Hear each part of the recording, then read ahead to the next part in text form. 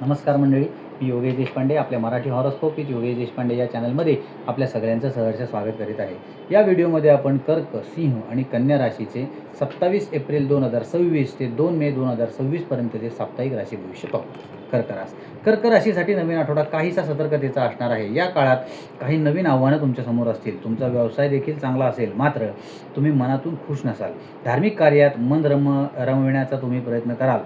तुमचे रखडलेले पैसे तुम्हाला परत मिळण्याची शक्यता आहे। या आठवड्यात स्वतःशीच काही निश्चय करणं गरजेचं आहे। सिंह राशीसाठी एप्रिलचा शेवटचा आठवडा भाग्याचा असणार आहे। या काळात तुम्हाला एखादी शुभवार्ता नक्की ऐकायला मिळेल। तसेच तुम्ही नियोजित केलेली काही कामं तुम्हाला वेळेत पूर्ण करता देखील येतील।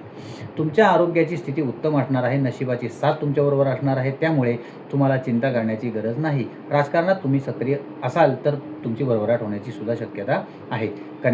कन्या राशीसाठी एप्रिलचा नवा आठवडा मध्यम फलदायी स्वरूपाचा असणार आहे।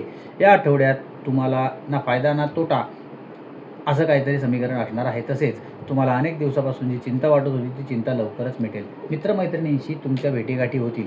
नवीन कार्य हाती घेण्यास तुम्ही सज्ज व्हाल, मात्र आवर्जून योग, ध्यान आणि व्यायाम करणं गरजेचं आहे। तुम्हाला जर आमचे व्हिडिओ आवडत असतील तर आमच्या व्हिडिओला लाईक, शेअर आणि सबस्क्राईब नक्की करा। आणि जर तुम्ही हे व्हिडिओ फेसबुकवर पाहत असाल तर आमच्या पेजला फॉलो नक्की करा।